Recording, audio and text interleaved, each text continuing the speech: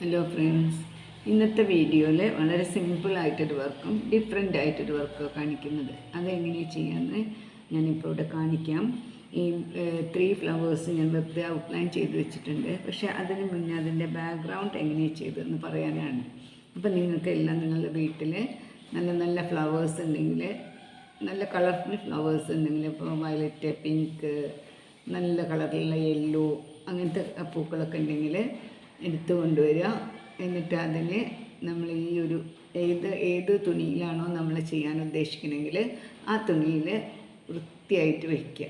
അത് കഴിഞ്ഞിട്ട് അതിൻ്റെ മേലെ ഒരു OHP ഷീറ്റോ പ്ലാസ്റ്റിക് ഷീറ്റോ വെച്ചതിന് ശേഷം ഒരു ഹാമർ എടുത്തിട്ട് അതിന് മേലെയൊക്കെ ഒന്ന് ഇങ്ങനെ അമർത്തി കൊടുക്കുക. നല്ലോണം അമർത്തണം, ഇടിക്കന്നെ വേണം ശരിക്കും. അങ്ങനെ ചെയ്യുമ്പോൾ നമ്മൾ എന്തെങ്കിലും ഒരു തുണി താഴെ കട്ടിയിൽ വെച്ചിട്ടില്ലെങ്കിൽ ആ ചെയ്യുന്ന പ്രതലം മിക്കവാറും എനിക്ക് തോന്നുന്നു ഫ്ലോറിലൊന്നും ചെയ്യരുത്, ഗ്രാനൈറ്റിൻ്റെ മേലെ അങ്ങനെ ഷീറ്റൊക്കെ ഇട്ടിട്ടാണ് ചെയ്യാൻ പാടുള്ളൂ. കാരണം ഗ്ലാസ് ടോപ്പിലൊക്കെ ഇട്ട് ചെയ്യുമ്പോൾ ഗ്ലാസ് പൊട്ടാനുള്ള ചാൻസ് ഉണ്ട്. അങ്ങനെ ചെയ്ത് കഴിഞ്ഞ് നമുക്ക് കിട്ടുന്നത് പലപ്പോഴും നല്ല ഫ്ലവേഴ്സൊക്കെയാണ്, ഫ്ലവേഴ്സിൻ്റെ ഷേപ്പ് തന്നെ നമുക്ക് കിട്ടും. എൻ്റെ കയ്യിൽ അത്രയൊന്നും നല്ല ഫ്ലവേഴ്സ് ഇല്ലാത്തതുകൊണ്ട് ഞാൻ കുറച്ച് കളേഴ്സ് ഇതിലിങ്ങനെ പ്രസ് ചെയ്തിട്ടുണ്ട്. അത്ര വലിയൊരു ഷേപ്പില്ല. അതിന് ശേഷം നമ്മൾ എന്താ ചെയ്യുന്നത് വെച്ചാൽ ഹോട്ട് അയൺ, നല്ല ചൂടിൽ ഇത് അയൺ ചെയ്യണം. അയൺ ചെയ്ത് ഏറ്റവും നല്ലത് സിൽക്ക് തുണിയിലൊക്കെയാണ്, അല്ലെങ്കിൽ ജോർജറ്റ് ഷിഫോണിലൊക്കെ പറ്റും. നല്ല ചൂടിൽ ഇപ്പോൾ ഷിഫോണിലൊക്കെ ചെയ്യുകയാണെങ്കിൽ പേപ്പർ വെച്ചിട്ട് തന്നെ അയൺ ചെയ്യണം, മസ്റ്റാണ്. അത് കഴിഞ്ഞതിന് ശേഷം നമ്മൾ പതുക്കെ, അപ്പോൾ അത് ഉണങ്ങി സെറ്റായി. അത് കഴിഞ്ഞിട്ട് നമ്മൾ ഒരു 1/2 കപ്പ്, നമ്മൾ എത്രയാണോ എടുക്കുന്ന, ഇപ്പോൾ ഒരു ഫുൾ 2 മീറ്റേഴ്സൊക്കെ ആണെങ്കിൽ കുറച്ചധികം വേണ്ടി വരും. ചെറിയ ഒരു സ്കാർഫിൻ്റെ വലുപ്പത്തിൽ നമ്മൾ ആദ്യം ചെയ്ത് പഠിക്കുക. അപ്പോൾ ചെയ്യുമ്പോൾ അതിൽ ഒരു 1/2 കപ്പ് വാട്ടർ എടുത്ത് അതിൽ 1/2 കപ്പ് വിനീഗർ ഒഴിക്കുക, കുറച്ച് സോൾട്ട് ഇടുക. അതെല്ലാം കൂടി മിക്സാക്കിയതിന് ശേഷം അത് നമ്മൾ ബ്രഷ് എടുത്തിട്ട് നമ്മൾ ചെയ്ത ഫ്ലവേഴ്സിലൊക്കെ ഒന്ന് പെയിൻറ്റ് ചെയ്യണമായി വെറുതെ ചെയ്ത് കൊടുക്കുക.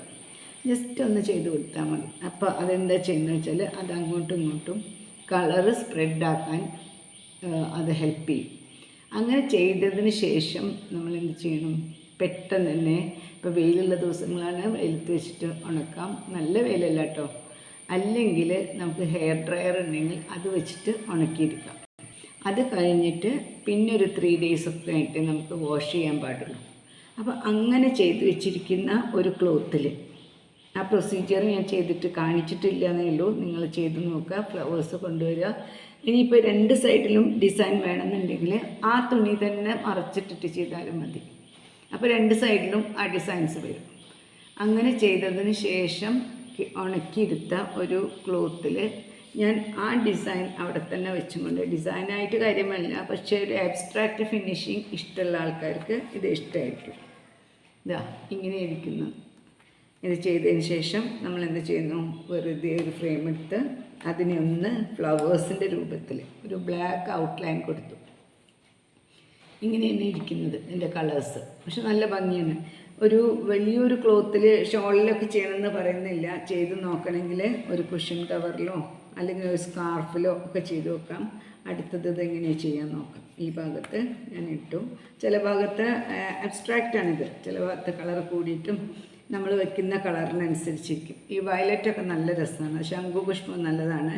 പിന്നെ ഒരു പെട്ടെന്ന് കുറേ വേഗം പൂക്കുന്നൊരു ചെടിയുണ്ട് വയലറ്റ്, അതെല്ലാം എടുത്തിട്ട് ആ പൂക്കളൊക്കെ എടുത്ത് ചെയ്താൽ നല്ല രസമായിരിക്കും. അപ്പോൾ നമുക്ക് ഇതെങ്ങനെയാണ് വെറുതെ ഒന്ന് ഔട്ട്ലൈൻ ചെയ്യുന്നേ ഉള്ളൂ. അപ്പോൾ ഔട്ട്ലൈൻ ചെയ്ത് കഴിയുമ്പോൾ നല്ല ഭംഗിയായിരിക്കും. നമുക്കൊരു രസം, എല്ലാവർക്കും അത് ഇഷ്ടപ്പെടണമെന്നില്ല കേട്ടോ. അപ്പോൾ അതെങ്ങനെ ചെയ്യാൻ നോക്കാം. ഒന്നുമില്ല, നമുക്ക് വെറുതെ ഒരു റൗണ്ടിൽ ഏത് ടൈപ്പ് വേണമെങ്കിൽ ഫ്ലവേഴ്സ് ചെയ്യാം. ഔട്ട്ലൈനിങ് മാത്രമല്ലേ ചെയ്യുന്നുള്ളൂ.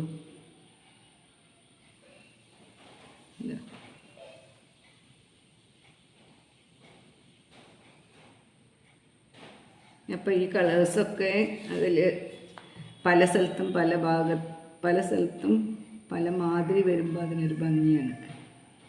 ഇതൊക്കെ അബ്സ്ട്രാക്റ്റ് ഇഷ്ടപ്പെടുന്നവർക്കാണ് ഇഷ്ടമുണ്ടാവുള്ളൂ കേട്ടോ. വരച്ച് കളർഫുള്ളായി ചെയ്യുന്ന ആൾക്കാർക്ക് ഇത് ഇഷ്ടപ്പെടണമെന്നില്ല.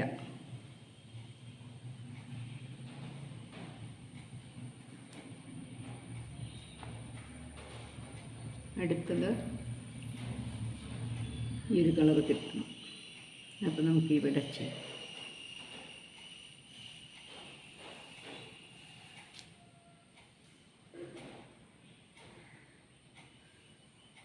ഇത് ഫാബ്രിക് പെയിൻറ്റ്, ഫെവിക്രിലിൻ്റെ ഫാബ്രിക് പെയിൻ്റാണ് യൂസ് ചെയ്യുന്നത്, ബ്ലാക്ക്. നിങ്ങൾക്ക് ഇഷ്ടമുള്ള കളറിൽ ചെയ്യാം കേട്ടോ.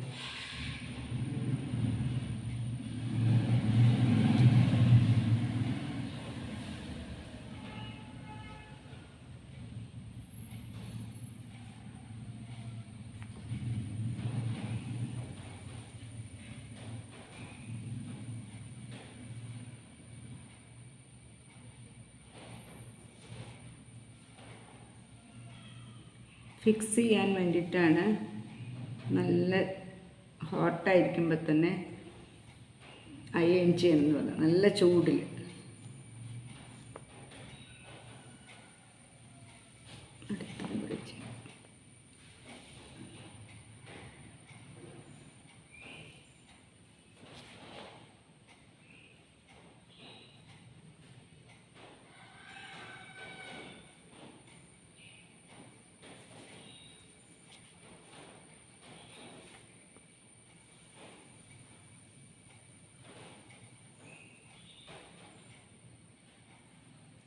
നല്ല ക്ഷമയുള്ളവർക്ക് ഒരു ജോർജറ്റ് സാരിയിൽ കംപ്ലീറ്റ് വേണമെങ്കിൽ നമുക്ക് ഇങ്ങനെ ആബ്സ്ട്രാക്റ്റ് ആയിട്ടുള്ള കളേഴ്സ് വരുത്തിയതിന് ശേഷം ഇതേമായി ഫ്ലവർ ചെയ്ത് കൊടുക്കാം.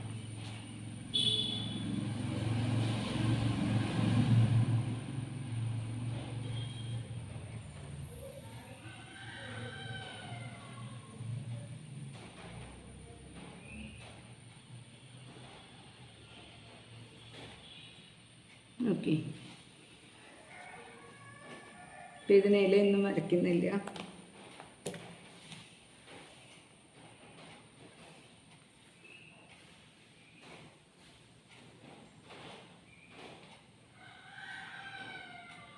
ഇത് കാണാൻ ശരിക്കും നല്ല ഭംഗിയാണ്.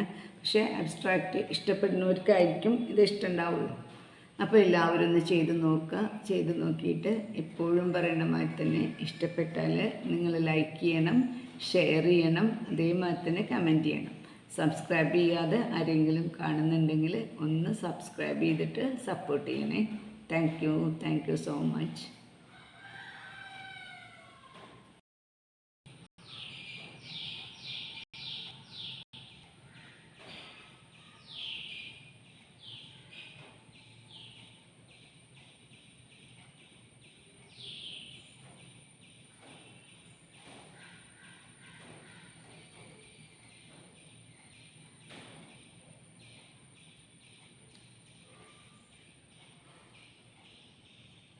ഈ വർക്ക് ചെയ്യാൻ നമുക്ക് ഏറ്റവും നല്ലത് സിൽക്ക് തുണികളാണ് കേട്ടോ. ജോർജറ്റ് സിൽക്കൊക്കെയാണ്.